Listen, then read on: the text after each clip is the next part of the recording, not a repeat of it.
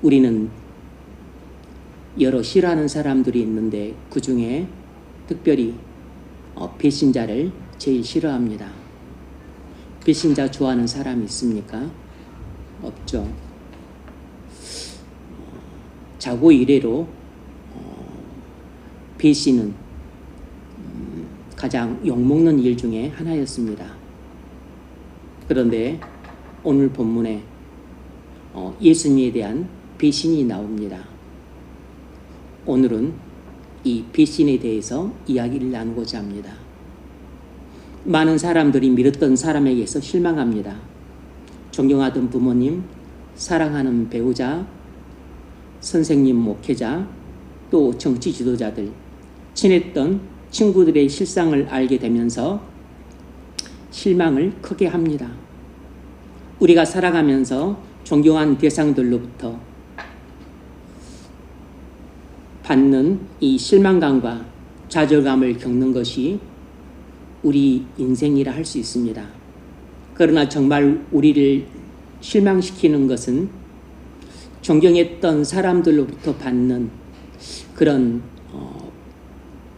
상처나 배신이나 실망이 아니고 사실은 우리 자신에 대한 실망이 제일 큰 실망입니다. 다른 사람들에게 어떻게 너가 그럴 수 있냐? 어떻게 너가 나를 배신할 수 있냐? 어떻게 너가 나를 버리고 다른 사람에게 갈 수 있냐? 이렇게 크게 실망감을 표시하고 또 배신감을 느끼곤 합니다.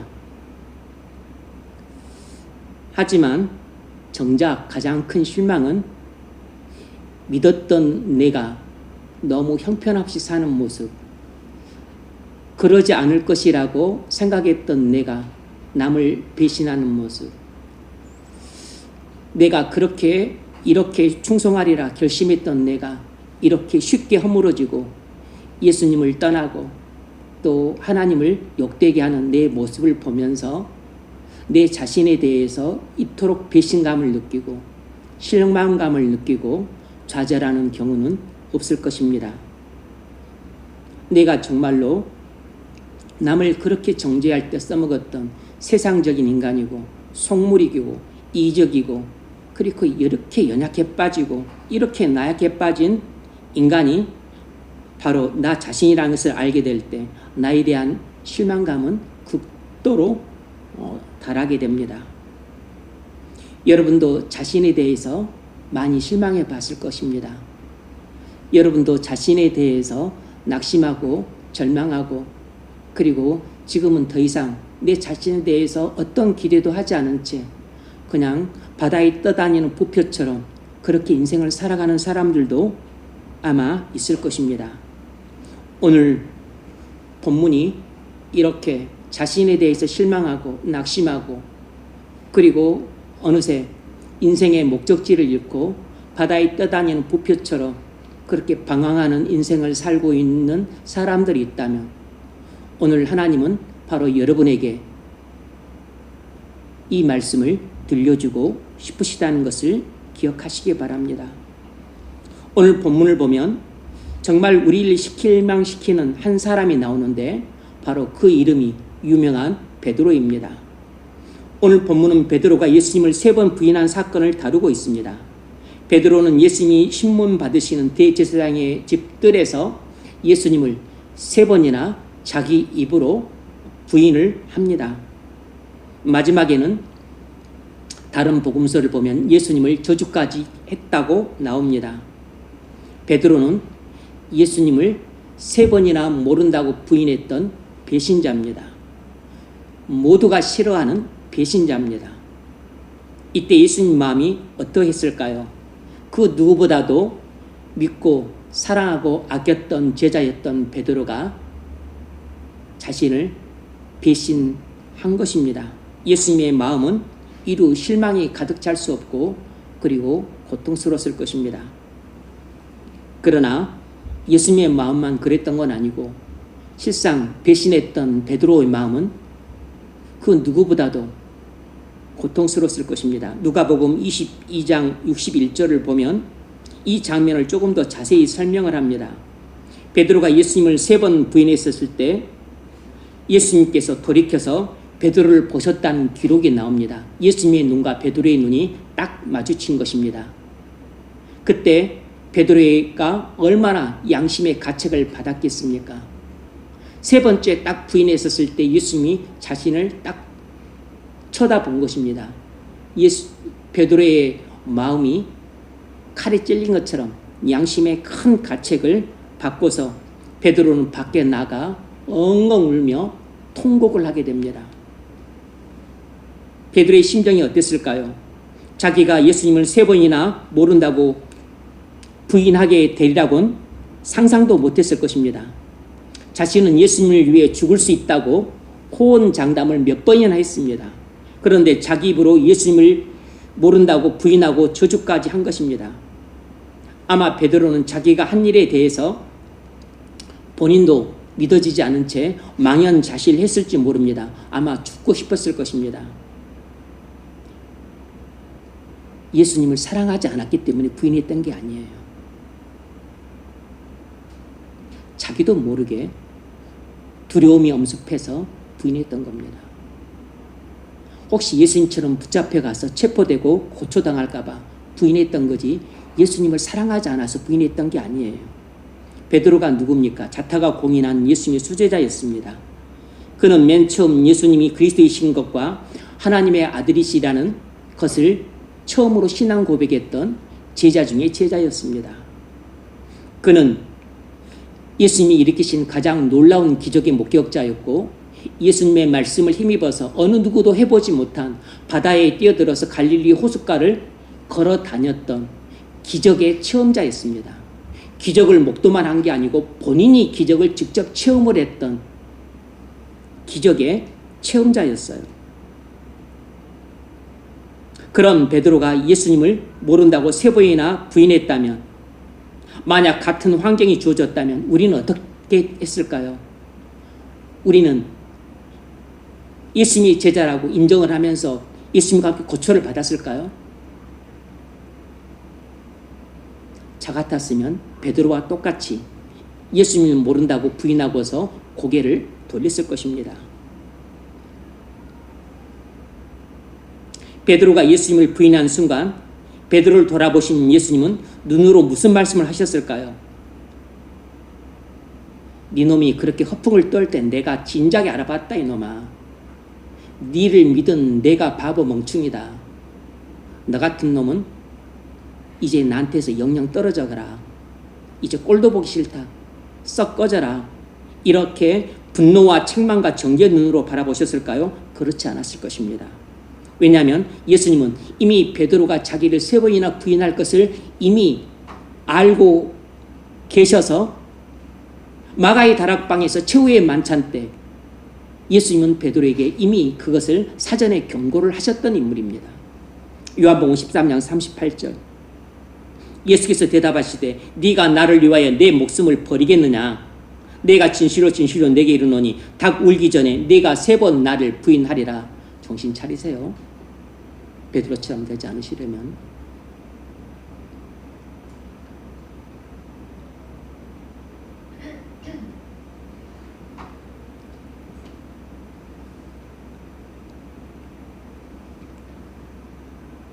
누가복음 22장 31절 이하를 보면 예수님이 베드로에게 이렇게 말씀하시기도 하십니다.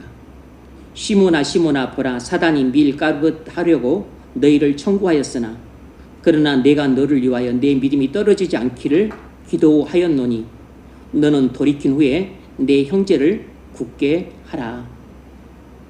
예수님은 베드로가 자기를 3번이나 부인할 것을 아신 정도에 머무르지 않고 예수님은 베드로가 자기를 3번 부인할 것을 미리 아셨지만 그래서 그가 부인할 것을 내버려 두셨지만 사단이 그를 밀가루로 타려고 다가오는 것을 아시고 베드로가 자신을 부인하는 것까지는 허용해 주셨지만 그러나 완전히 사단의 밥이 되어서 자신에서 떨어지고 사단의 종이 되어 영영 세상에서 나고자 실패자 절망자로 살아가도록 내버려 두지는 않으셨어요. 예수님이 그를 위해 기도하셨고, 네가 나를 3번이나 부인한 배신자의 자리로 떨어지지만 네가 다시 돌이키고 회개해서, 그래서 나중에 나를 위해 복음을 전하는 사도의 사명을 충실히 감당하고, 뿐만 아니라 너의 복음과 설교와 그리고 행실과 너의 삶을 통해서 많은 사람들을 죄에서 돌아오게 하는 그런 사명을 잘 감당해라, 이렇게 미리 말씀을 하고 계신 것입니다. 예수님은 한 치 앞만 내다본 것이 아니고 베드로의 인생 저 끝날 때까지 다 내다보시고 미리 베드로에게 이렇게 사랑 어린 말씀을 해주고 계셨던 것입니다. 내가 너를 위하여 내 믿음이 떨어지지 않기를 기도하였노니 너는 돌이킨 후에 내 형제를 굳게 하라. 베드로가 낙심하지 않고 베드로가 자신을 3번이나 부인하는 배신자의 자리에 떨어져서 낙심하고 절망하고 인생을 포기할 것을 염려하셨기 때문에 그렇게 되지 않도록 예수님은 미리 사전에 기도를 하셨고, 그래서 베드로가 낙심하지 않고 절망하지 않고 다시 일어나서 주님이 맡겨주신 사명을 위해 목숨을 바치는 순교자가 될 수 있도록 예수님은 기도하셨던 것입니다. 베드로의 본래 이름은 시몬이었는데 예수님이 계명을 시켜주셨어요. 반석이라는 뜻으로 베드로라고 계명을 시켜주셨습니다. 그런데 예수님을 3번이나 부인하는 사건 앞에서 이 반석이라는 뜻의 베드로의 이름이 얼마나 무색했겠습니까? 반석은커녕 종이장처럼 쉽게 굽어지고 그리고 갈대처럼 쉽게 꺾여지는 그런 갈대처럼 쉽게 변하는 인물이지 무슨 반석 같은 인물입니까? 그런데 예수님은 베드로를 반석이라고 계명해 주셨지 갈대라고 계명해 주지 않으셨습니다. 그렇다면 예수님은 자신을 3번이나 부인할 때 베드로에게 왜 반석이라는 이름을 주셨을까요? 베드로를 조롱하게 주신 게 아니었겠죠. 베드로는 그 순간 자신은 이제 끝이라고 생각했겠지만 예수님은 베드로가 반드시 다시 일어나서 반석과 같은 열가를 하게 될 것을 아셨기 때문입니다. 베드로의 인생은 하나님을 영화롭게 하는 인생으로 끝나게 될 것을 아셨기 때문이에요. 비록 베드로가 예수님을 3번이나 부인했지만 그렇게 배신자로 인생이 끝나도록 예수님은 내버려 두지 않으시고 베드로의 인생에 친히 개입하시고 간섭하셨던 것입니다. 그러니까 우리의 인생은 우리가 얼마나 연약하고 형편없고 못났느냐에 따라서 우리의 인생이 결정되는 것이 아니고, 비록 나는 베드로처럼 연약하고 형편없고 못났을지라도 예수님이 내 인생에 얼마만큼 개입하시고 간섭하시고 그리고 나와 함께 하시냐에 따라서 내 인생의 결말이 달라지는 것입니다. 그러므로 우리가 주목을 해야 되는 것은 우리 자신의 형편없는 모습에 주목을 하는 것이 아니고 예수님이 어떤 분인가를 깨닫고 그 예수님을 바라보고 그리고 그 예수님을 믿고 그리고 그 예수님이 나와 함께 하시면 비록 지금 나의 모습은 형편없고 쓸모없고 그리고 너무 못났을지라도 만왕의 왕 되시고 만주의 주가 되시고 그리고 우리의 구원자가 되시는 예수님이 나를 붙잡으시고 나에게 내 인생에 개입하시고 그리고 내 삶을 간섭하시면 나는 나의 형편없고 쓸모없고 이 못난 모습을 에서 벗어나서 베드로처럼 위대한 사명을 감당하는 놀라운 성도로 쓰임받을 수 있다는 것을 깨달으시기 바랍니다. 이런 깨달음을 주기 위해 오늘 주님은 우리에게 말씀하고 계십니다. 베드로와 우리는 다를 바가 없는 인생이에요. 베드로가 쉽게 예수님을 3번이나 부인하고 배신자가 되고 이렇게 연약하고 형편없고 못난 모습을 보였다면 우리도 베드로와 비슷한 인생입니다. 우리도 베드로처럼 예수님을 3번이 아니고 우리는 30번, 300번도 더 부인하고 배신할 뿐만 아니라 우리는 예수님을 욕하기도 하고 저주하기도 하고 그리고 등 돌리기도 하고 그리고 예수님을 팔아서 우리의 복을 챙기는 그런 사기꾼 노릇까지도 하는 더 형편없고 더 못난 사람들이에요. 그럼에도 불구하고 우리의 형편없고 못나고 그리고 가증스러운 이런 모습에도 불구하고 예수님은 베드로를 사랑하신 것처럼 우리를 사랑하시기 때문에 우리 인생에 개입하시고 간섭하시고 역사하셔서 베드로를 변화시키신 것처럼 우리도 놀랍게 변화시킨다는 사실을 일깨워주기 위해서 주님은 오늘 우리에게 말씀하고 계십니다.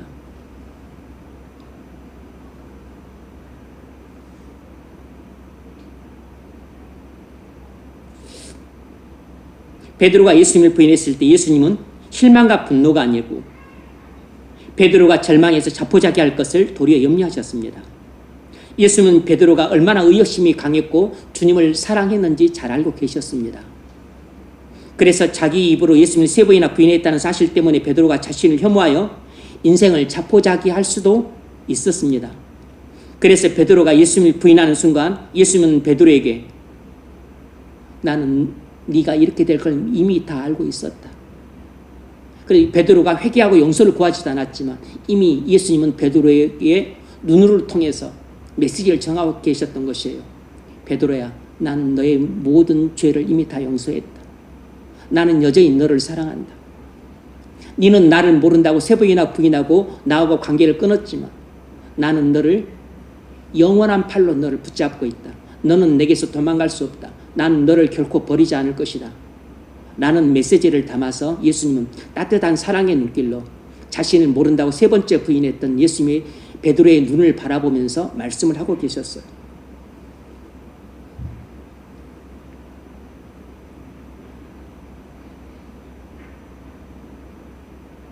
베드로야, 나는 너를 여전히 사랑한다. 다시 일어나서 너는 돌이켜라. 너는 돌이킨 후에 네 형제들을 굳게 하거라. 예수님의 그 눈을 쳐다본 베드로는 밖에 나가 통곡했습니다. 베드로가 예수님의 눈을 바라보았을 때 자신은 예수님을 3번이나 부인했지만 여전히 자신을 바라보시는 예수님의 눈은 따뜻했다는 사실을 베드로는 느꼈습니다. 그리고서 통곡하지 않을 수 없었어요. 여러분, 우리에겐 그리스도인이라는 타이틀이 주어졌습니다. 그리스도인이란 그리스도를 믿고 따르는 사람이란 뜻입니다. 그런데 우리가 일상생활하는 중에 예수님을 믿지 않고 따르지 않은 적이 얼마나 많았습니까? 한두 번입니까? 셀 수 없을 정도로 많았습니다. 베드로는 예수님을 모른다고 3번밖에 부인하지 않았지만 우리는 우리의 생각을 통해 우리의 말을 통해 우리의 행실을 통해 일상생활 중에 우리의 살아가는 삶을 통해 우리는 예수님을 모른다고 부인하는 언행 심사가 3번이 아니고 30번도 아니고 300번도 아니고 3000번, 30,000번도 넘을 것입니다.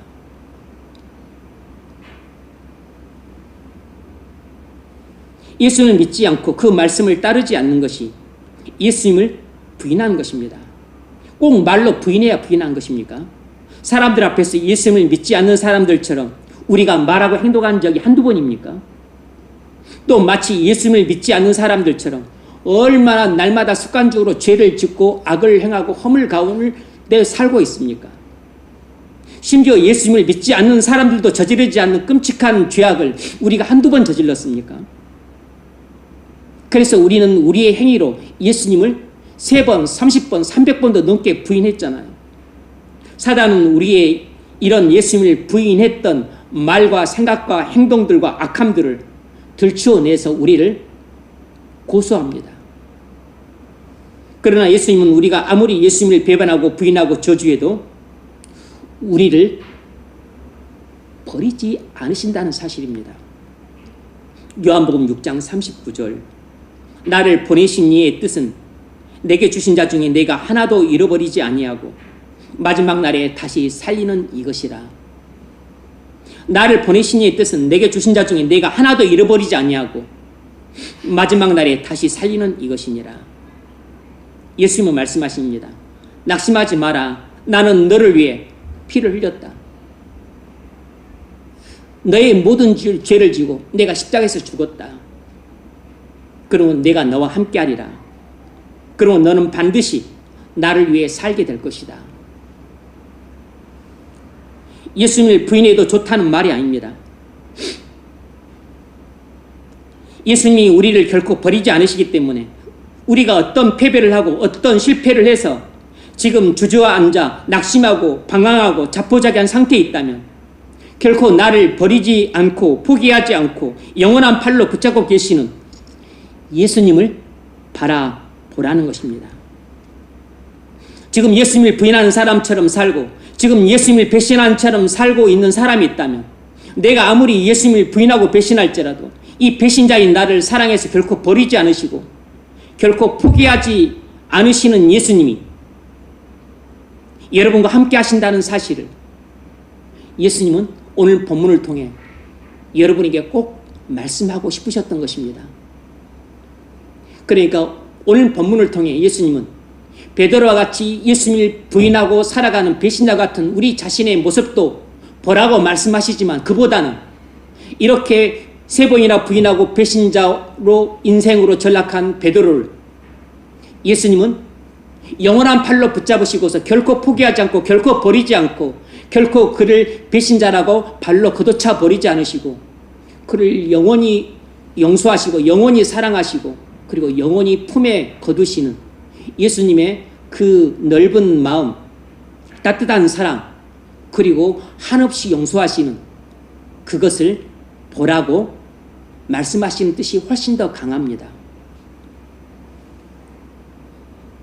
타임지가 가장 위대한 선교자로 선정했던 스탠리 존스 선교사는 인도에 가서 선교할 때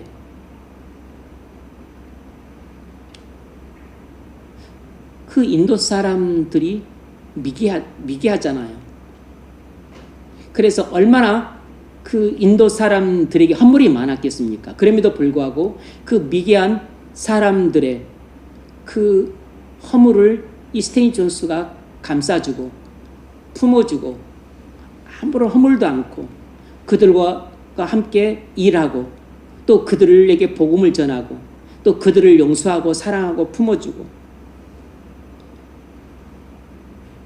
그들에게 많은 결점이 보이더라도 그들을 받아주었습니다. 그들의 수많은 결점과 허물에도 불구하고 스탠리 존스가 그 미개한 상태에 있었던 인도인들을 그렇게 받아줄 수 있었던 것은 스탠리 존스가 그들보다 훨씬 더 많은 결점과 허물을 갖고 있는 나를 예수님이 아무런 책망도 안 하시고 자신을 받아주었다는 사실을 깨달았기 때문이라고 그의 자서전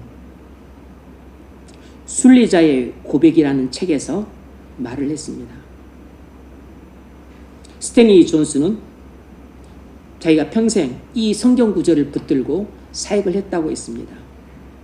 마태복음 12장 20절 상한 갈대를 꺾지 아니하며 꺼져가는 심지를 끄지 아니하기를 심판하에 이길 때까지 하리니 상한 갈대를 꺾지 아니하고 꺼져가는 심지를 끄지 아니하시는 예수님이 상한 갈대와 같이 쓸모없는 자기를 버리지 않으시고 꺼져가는 심지처럼 해만 끼치는 자기를 포기하지 않으시고 품어주셨다는 사실을 늘 상기하고 살았던 겁니다. 이 말씀이 무슨 뜻입니까? 예수님은 사랑이 많으시고 온유하신 분이시라 우리처럼 상한 갈대같이 아무짝에도 쓸모없는 우리를 버리지 않으시고 꺼져가는 심지처럼 끓음만 잔뜩 내서 해만 끼치는 그리고 아무짝에도 쓸모가 없고 도움이 안 되는 우리를 예수님은 뭐 소중한 보물이나 되는 것처럼 우리를 포기하지 않으시고 영원한 팔로 우리를 붙잡으시면서 자신의 피를 흘려 우리의 죄를 사해 주시고 그리고 자신이 거하셨던 영광스러운 하나님 나라를 이 예수님을 모른다고 부인하는 배신자 같은 우리에게 그 하나님 나라를 우리에게 주신 것입니다. 그리고서 예수님은 우리를 포기하지 않으시고 끝까지 버리지 않으시고 오래 참고 기다려 주시면서 기업과 은혜를 풍성히 주셔서 우리를 회복시켜 주시는 분이시라는 뜻이 바로 이 말씀 속에 담겨있는 의미입니다.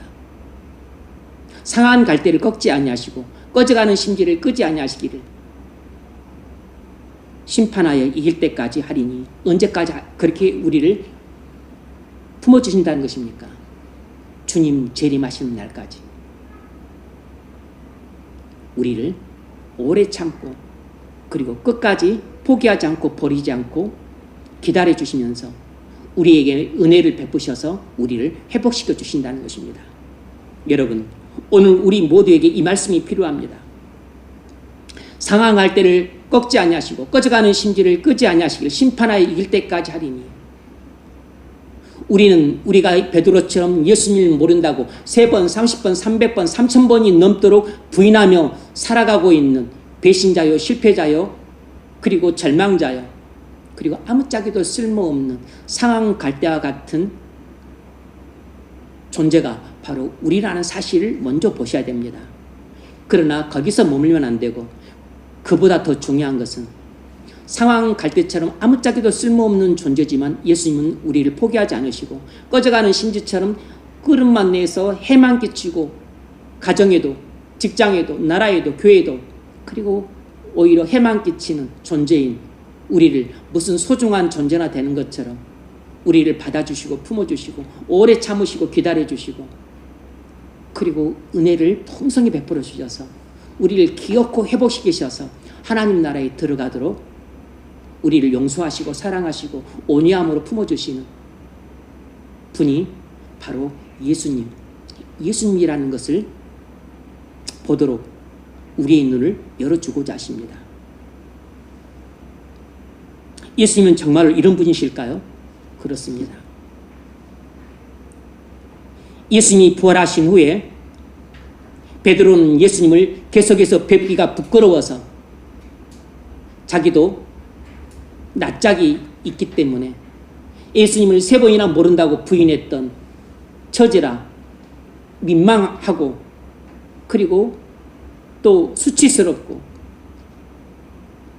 그리고 자기가 얼마나 호언장담했는데 이제 허풍쟁이라는 게 다 들통이 났으니까 이제 예수님을 별 면목이 없어서 부활하신 예수님을 한번 만나서 또 예수님의 부활을 직접 확인하게 됐지만 하지만 부활하신 예수님을 만났지만 회복이 안 됐어요. 왜냐하면 자신의 뻔뻔스러움과 가증스러움과 수치가 회복이 안 됐습니다. 그 부활하신 예수님을 버려두고 자기는 다시 낙향에서 갈릴리 호수로 가서 고기 잡는 어부가 다시 되었습니다. 그러니까 부활하신 예수님을 만났지만 베드로는 회복이 안 됐어요. 낙심과 절망에 빠져서 방황하고 그리고 인생을 자포자기하는 상태에 이르렀던 겁니다. 하지만 예수님은 그 배신자 베드로가 끝내 절망 가운데서 방황하고 그리고 인생을 자포자기하도록 내버려두지 않으시고 그 영원하신 팔로 베드로를 갈릴리까지 쫓아가서 그를 용서하시고 그를 얼마나 사랑하시는지 그의 예수님의 풍성한 사랑을 차고 넘치도록 부어주셨습니다. 그리고 그를 끝까지 포기하지 않으시고 그가 회복될 수 있도록 은혜를 충만히 부어주셨어요. 베드로에게 이렇게 물으셨습니다. 요한복음 21장 15절 요한의 아들 시몬아 네가 나를 사랑하느냐? 주여 그러하이다. 내가 주를 사랑하신 주께서 아시나이다. 내 양을 먹이라. 두 번째 또 물으셨습니다. 요한의 아들 시몬아 네가 나를 사랑하느냐? 주여 그러하이다. 내가 주를 사랑하신 줄 주께서 아시나이다. 내 양을 치라. 세 번째 또 물으셨어요. 요한의 아들 시몬아 네가 나를 사랑하느냐? 주께서 세 번째 물으심으로 베드로가 마음에 근심했습니다. 주님 모든 것을 아시오매 내가 주님을 사랑하는 줄 주님이 아시나이다. 내 양을 먹이라. 그리고서 결정적으로 주님이 베드로에게 이렇게 말씀하셨어요. 네가 젊어서는 스스로 띠띠고 원하는 곳으로 다녔거니와 늙어서는 내 팔을 벌리리니 남이 내게 띠띠고 원하지 아니하는 곳으로 데려가리라. 이것은 베드로가 비록 예수님을 모른다고 3번이나 부인했던 배신자로 전락해서 절망과 낙심 가운데서 인생을 자포자기할 뻔했지만 예수님은 오늘 방문을 통해 베드로에게 모든 죄를 용서하시고 그리고 그에게 넘치는 사랑을 베풀어 주셔서 그를 다시 회복시키시고 그리고 훗날 그를 위대한 사도로 세우셔서 주님의 복음을 전하다가 일평생 살게 하시고 끝내는 주님을 위해 자신의 목숨을 바치는 순교자로 인생을 마감하게 될 것이라고 말씀을 하고 계세요. 이 말씀을 하시면 베드로가 어떠한 죽음으로 하나님께 영광을 돌릴 것을 가리키시미로라. 그리고서 베드로에게 딱 한 말씀 하십니다. 베드로에게 이르시되 나를 따르라. 이걸로 베드로가 예수님을 모른다고 3번이나 부인했던 배신자의 인생은 이걸로 딱 종집을 찍습니다. 2번 다시 예수님은 베드로의 3번 부인했던 자신의 배신에 대해서 한 말씀도 하지 않으셨어요. 그래서 나중에 베드로가 어떻게 되었을까요?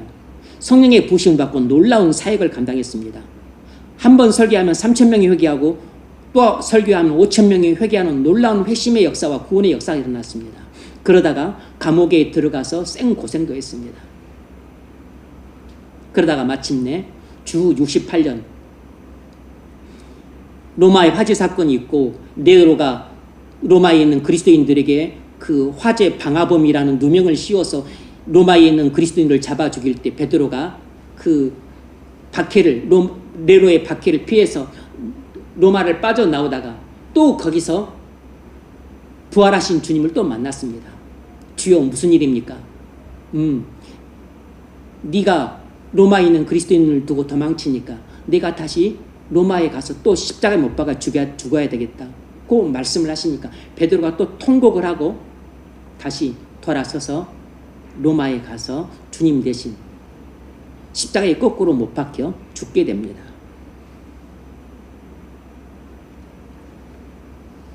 베드로는 예수님을 위해 목숨을 바치는 순교자로 인생이 끝났습니다.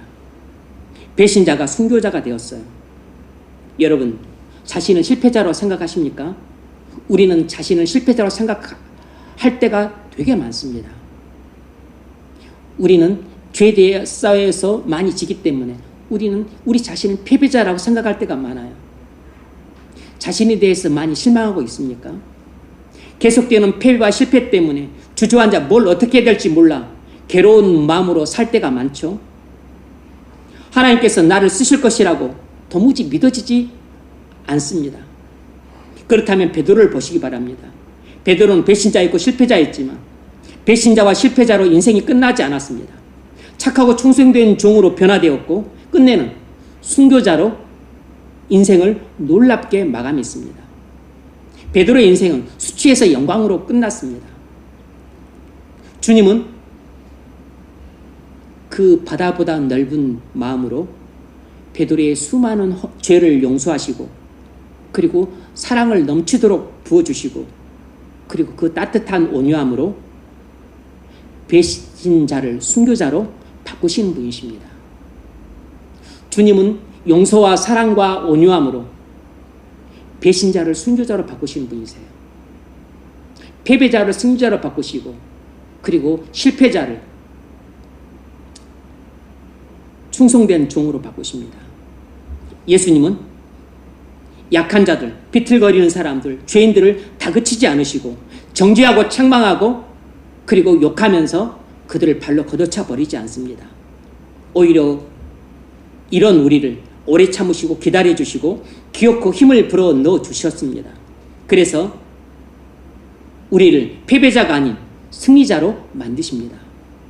배신자들을 끝내 헌신자로 바꾸셨어요. 의심 많은 사람을 믿음이 충만한 사람으로 변화시키셨습니다.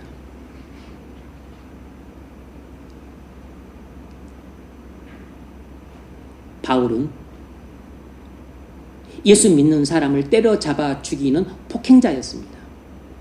한 번, 두 번도 아니고 멧돼지처럼 고구마를 찾아 그 밭을 다 헤집듯이 그렇게 멧돼지처럼 헤집고 다니면서 예수 믿는 자들을 고구마 잡아먹듯이 잡아먹었습니다. 그런데 멧돼지처럼 그렇게 폭행자였던 바울을 예수님은 그 넓은 마음으로 모든 죄를 용서하시고 다메섹 도상에서 만나셔서 그를 찾아가셔서 다메섹까지 예수님은 쫓아가셔서 베드로를 만나셔서 그의 죄를 용서하시고 사랑하시고 온유함으로 품어주셨습니다. 예수님의 용서와 사랑과 온유함은 그 멧돼지와 같은 폭행자였던 바울을 고분고분 말 잘 듣는 어린 순한 양으로 바꾸셨습니다. 그래서 폭행자를 멧돼지를 양으로 바꾸셨고 그리고 폭행자를 귀엽고 순교자로 바꾸셨어요. 그래서 바울은 베드로가 순교한 다음에 주후 69년에 로마에서 칼로 모가지가 베어지는 참수형을 당해 죽었습니다. 폭행자가 순교자가 되었어요.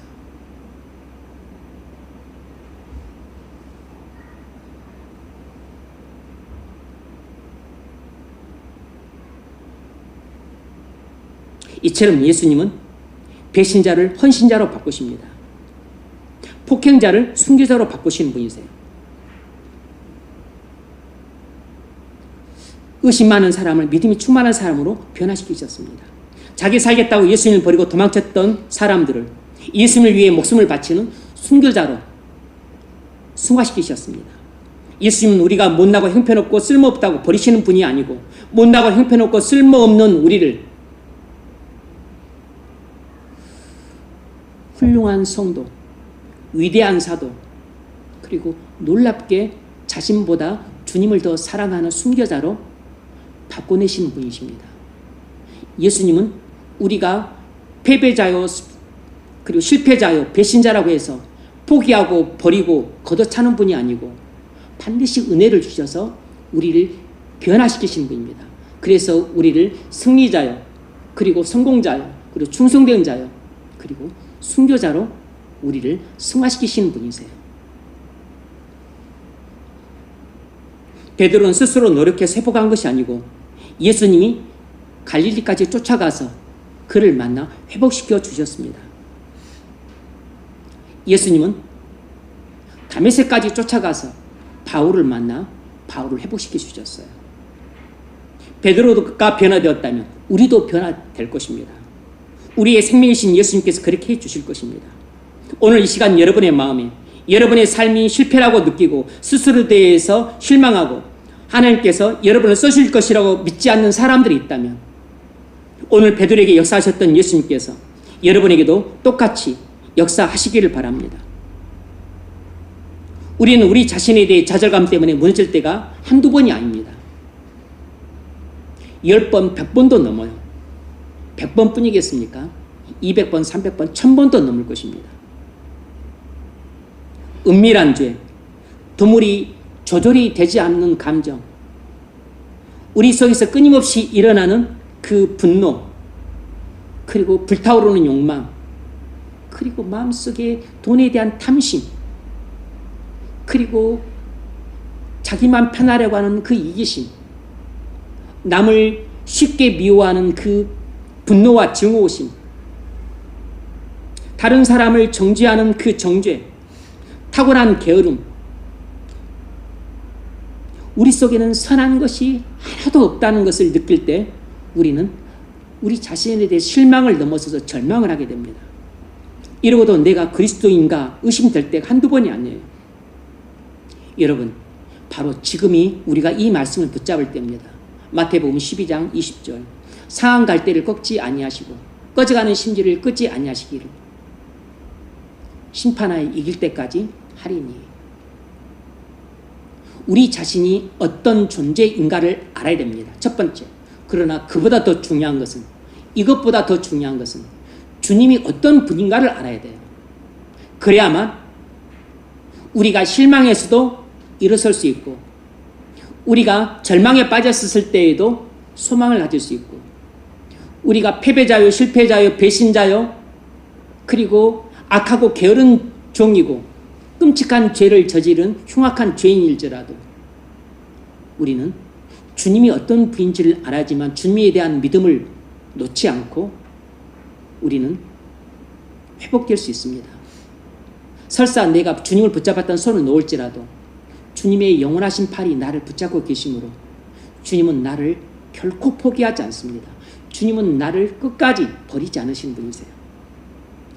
주님이 이런 분이라는 것을 깨달아야 됩니다. 지금 이 상태에서 우리 인생이 끝나지 않습니다. 우리는 예수님 안에서 위대한 삶을 살면서 끝나게 되어 있습니다.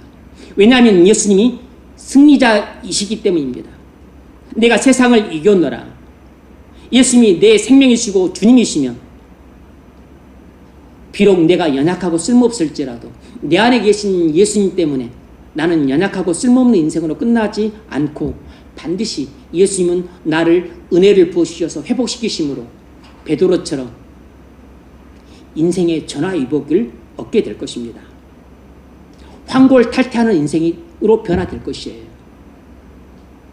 상전벽해하는 놀라운 변화가 저 잠실에서만 일어나는 게 아니고 바로 우리 인생에도 일어나게 될 것입니다.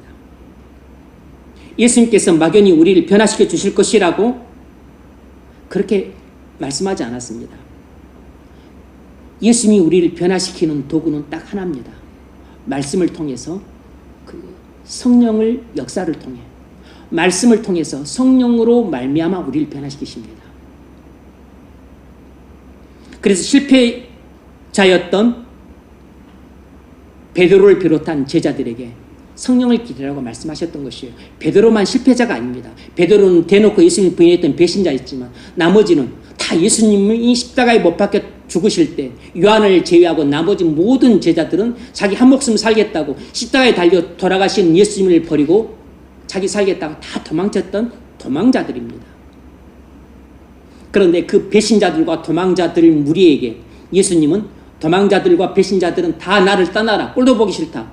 이렇게 그들을 버리지 않으시고 부활하신 후에 그들을 찾아가셔서 내가 다시 부활한다 그랬지 말씀하시면서 승천하시고서 성령을 기다리라고 말씀하셨어요.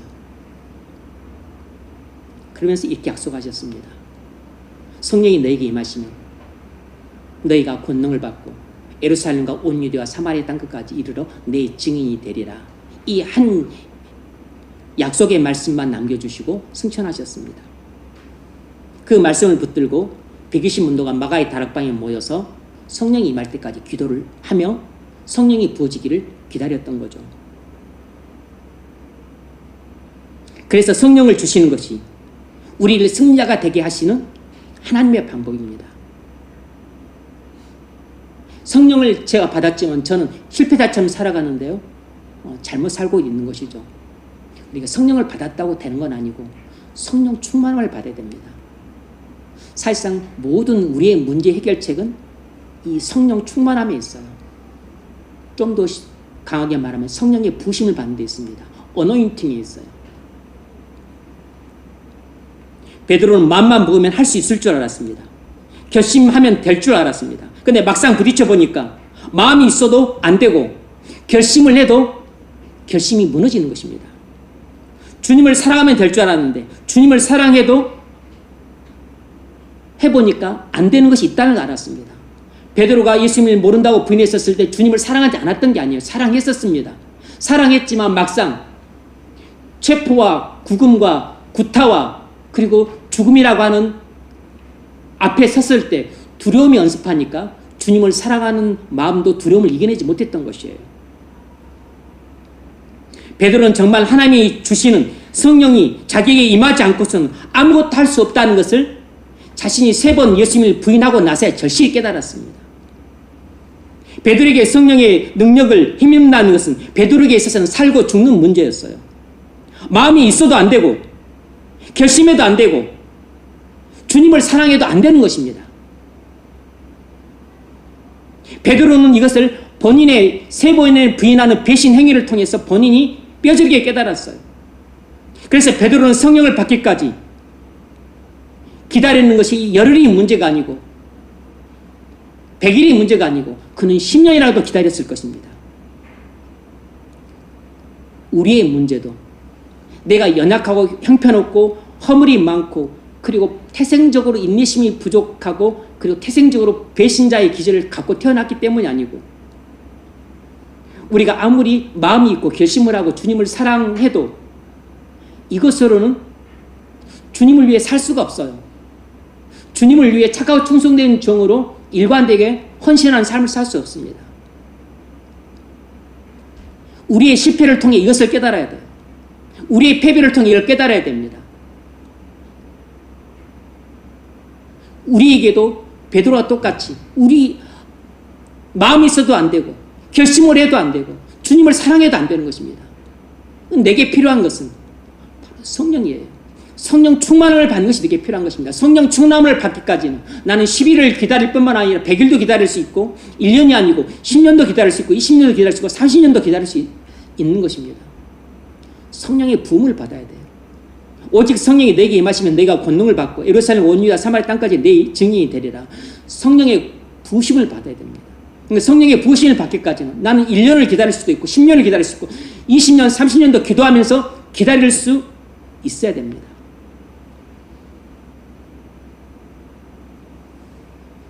문제는 나의 연약함과 형편은 없음이 문제가 아니고 바로 성령의 충만함이 문제입니다. 성령의 부심이 문제예요. 베드로의 대실패가 그를 오직 성령님만 바라보게 했습니다. 성령님만 갈망하게 했어요. 끝까지 하나님의 때 하나님의 방법을 기다리게 했고 결국 주님께서 그에게 성령을 부어주심으로 그는 성령을 부음을 받아서 그 배신자가 순교자가 되었습니다. 그 두려움 많던 베드로가 담대하게 감옥에도 가고 담대하게 예수님을 위해서 목숨을 바치는 순교까지 했어요. 성령을 받게 되면 두려움이 담대함으로 바뀝니다. 걱정, 불안, 두려움이 평안으로 바뀌어요. 배신자가 순교자로 바뀝니다. 성령은 상전벽해의 변화를 가져옵니다. 성령님이 우리에게 환골 탈퇴하는 인생의 놀라운 변화를 가져와요. 그래서 베드로는 비로소 성령을 받음으로 그 배신자가 위대한 사도로 사명을 감당하다가 끝내 순교자로 인생을 마감할 수 있게 되었습니다. 도마는 예수님의 부활 소식을 듣고서도 믿지 않았습니다. 내가 그 손가락을 보고 내가 그 옆구리에 내가 손을 찔러보지 않고서는 믿을 수 없노라. 그건 불신이었습니다. 그건 의심이었어요. 그렇게 불신에 가득 차고 의심 많던 도마, 예수님이 부활하셔서 내 손에 네 손을 집어넣고 내 옆구리에 네 손가락을 집어넣어 봐라.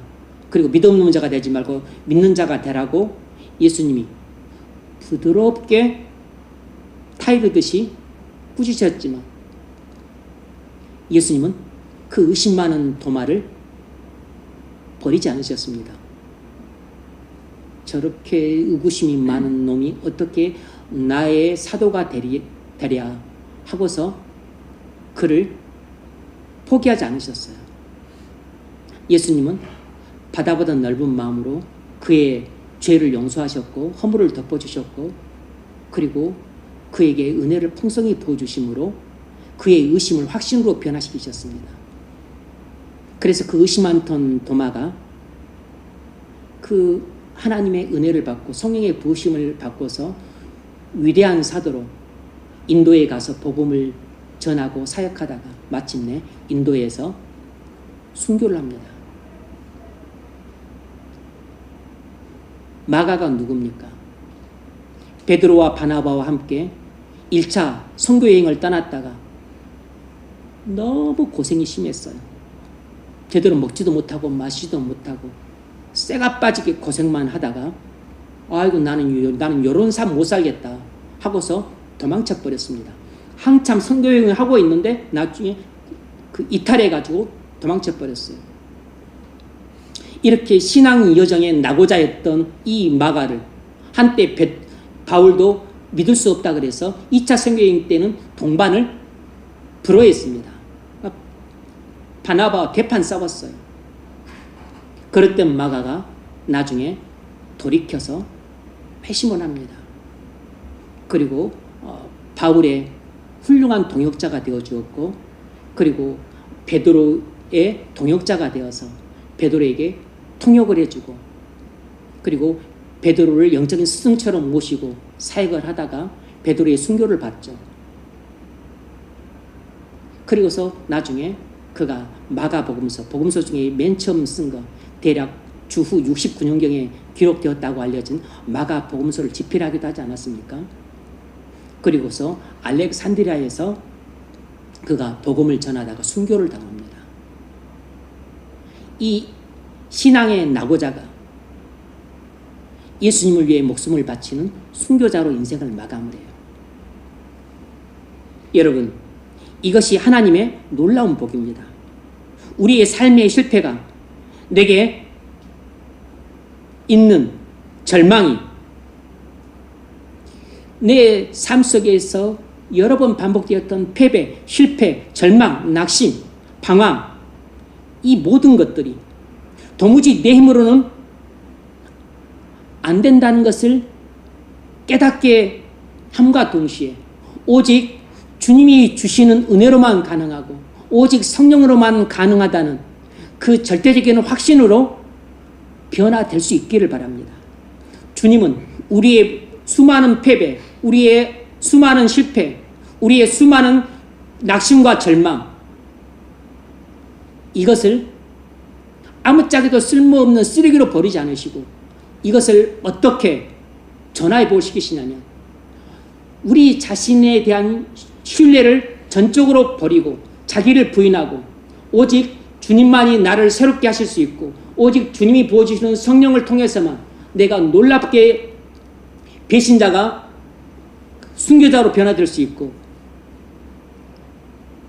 그리고 악하고 게으른 종이 착하고 충성된 종으로 변화될 수 있고, 그리고 연약해 빠졌던 자가 강한 자로, 그리고 두려움이 많던 자가 담대한 믿음의 용사로 변화될 수 있다는 확신을 삼는 재료로 삼으시는 것입니다. 그러니까 우리의 수많은 패배와 실패와 절망이 아무짝에 쓸모없는 것이 아니고 주님은 이것을 재료로 삼아서 우리 자신을 철저하게 믿지 않고 오직 주님만 신뢰하는 재료로 삼으시는 기가 막힌 재주를 갖고 계신 분이세요.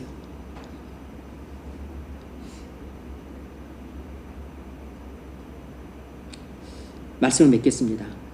예수님이 우리의 실패를 사용하십니다. 우리는 우리의 실패 때문에 더욱 성령 충만을 사모하게 돼요. 그래서 우리는 더욱 십자가를 붙듭니다. 더욱 주님만 바라보게 돼요. 더욱 하늘문이 열리기만을 기다립니다. 주님께 나의 마음을 맡기고 나의 인생을 맡깁니다. 여러분에게 좌절이 있습니까? 실패가 있습니까? 여러분에게 절망이 찾아오십니까? 지금 방황하고 있습니까? 지금 주저앉아서 뭘 어떻게 될지 몰라 쩔쩔매고 있습니까? 예수님을 바라보시기 바랍니다. 우리 인생은 방황하다가 끝날 인생이 아닙니다. 절망하다가 끝날 인생이 아니에요. 내가 예수님을 부인하는 배신자 같은 삶을 살다가 끝나도록 예수님이 우리를 버려두지 않습니다. 우리를 향한 예수님의 계획은 놀랍습니다. 그것은 우리 힘으로 이루는 것이 아닙니다. 예수님이 성령을 통해 우리에게 이루세요. 예수님이 나를 찾아오셔서 나를 변화시키십니다. 오늘도 여러분의 삶을 변화시킬 예수님을 바라보십시오. 우리가 예수님 안에 있으면 우리는 배신자로 끝나지 않습니다. 실패자로 끝나지 않아요. 우리는 절망해서 방황하다가 그렇게 형편없고 못난 인생으로 끝나지 않습니다. 주님이 배신자 베드로를 위대한 사도 그리고 주님을 위해 목숨을 바치는 순교자로 변화시키셨습니다. 마찬가지로 주님은 우리를 배신자였던 우리를 주님을 위해 기꺼이 목숨을 바치는 순교하는 삶을 사는 성도로 변화시키실 것입니다. 폭행자를 순교자로 변화시키셨다면, 낙오자를 순교자로 변화시키셨다면, 의심 많은 도마를 순교자로 변화시키셨다면 의심 많은 우리를 주님을 위해 목숨을 바치는 순교자로 사는 인생을 우리를 변화시키실 것입니다.